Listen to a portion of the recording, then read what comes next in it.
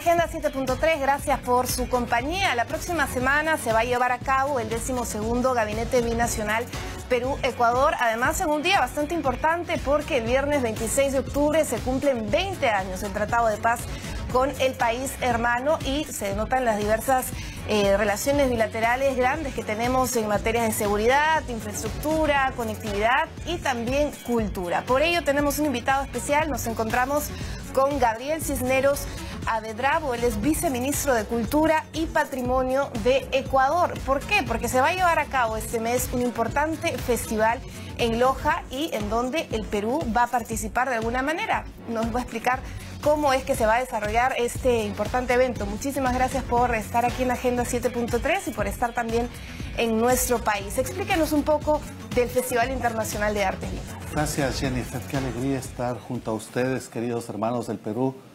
Cada vez que estoy en Lima, yo siento la presencia, siento el aliento de los creadores que hay en este país y siento nostalgia por muchos de ellos, por los que tuve la oportunidad de compartir, como Rafael Chirinos, con quien tuvimos una amistad, él estuvo muchas veces en Ecuador, o Mario Vargas Llosa, a quien conocí en un encuentro de escritores en Houston y que me impresionó la humildad al compartir la mesa con nosotros y la generosidad para demostrar la cultura peruana desde la literatura.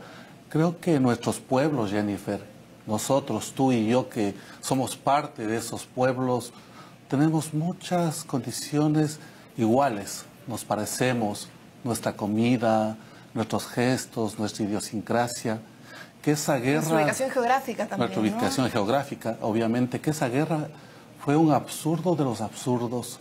Y qué bueno que la paz, como condición fundamental de la vida y como condición fundamental de los derechos humanos, se manifieste. Estamos celebrando 20 años de esa ratificación inquebrantable de que somos un solo pueblo, de que esa frontera es una ficción creada desde un poder para arrebatarnos la esperanza. Y nosotros, como el gobierno del Ecuador, como ecuatorianos, nos sentimos felices de estar en Lima y tenemos muchos hermanos de Lima que se sienten muy quiteños, que están muy empoderados de nuestro territorio porque compartimos un mismo imaginario y compartimos un mismo futuro. Y esto se traduce justamente en estos encuentros binacionales tan importantes que se dan entre países hermanos. Sí, vamos a tener el gabinete en Quito la próxima semana, ¿no? Vamos a tener a tu presidente, vamos a tener a los distintos ministros de Estado y vamos a articular juntos políticas y acciones para que ese hermanamiento no sea una quimera o una ficción, sino que podamos compartir en la cotidianidad lo que somos, un pueblo hermano. Y en ese sentido, el sector políticas culturales se puede aprender mutuamente, ¿no? Tanto de Ecuador, de Perú, como de manera viceversa también. Tenemos, por ejemplo, este festival, que es por lo cual usted ha venido a nuestro país para promocionar este Festival Internacional de Artes Vivas. Es ya la tercera edición, ¿cierto?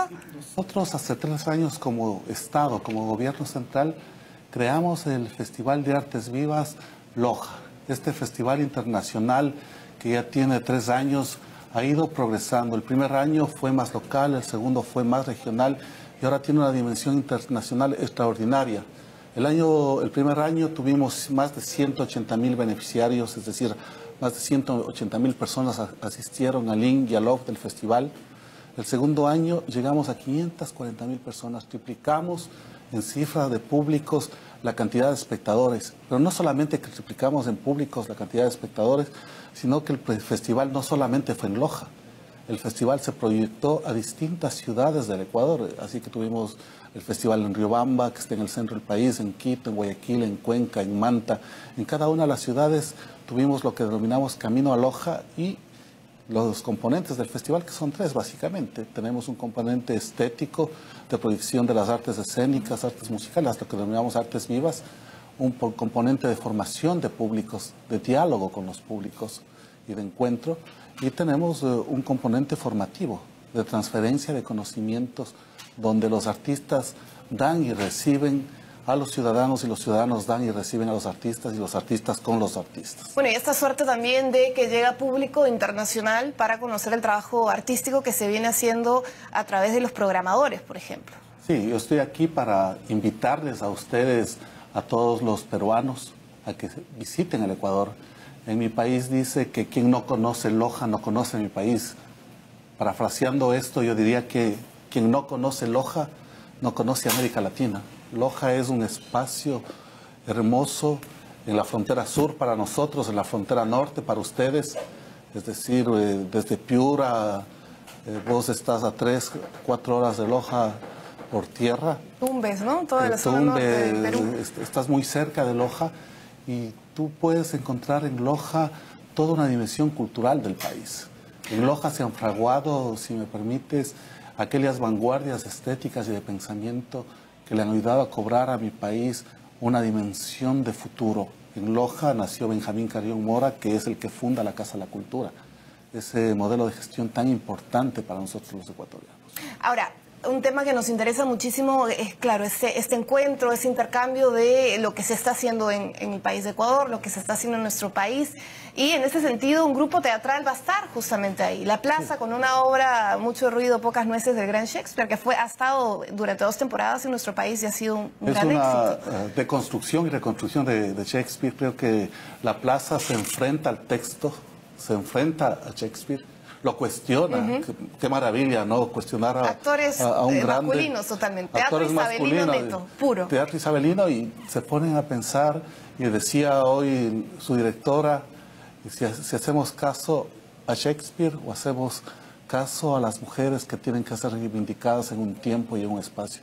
Qué maravilla tener un grupo como La Plaza en el festival, donde vamos a tener, ya te dije, 12 países entre Lin y Elof, 10 países.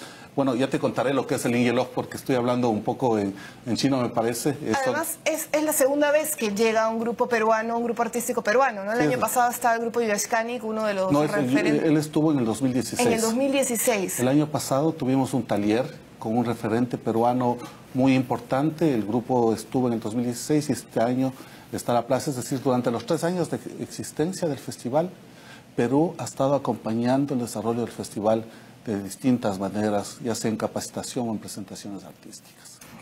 Bueno, un poco hablando ya de tema general en cuanto a políticas culturales.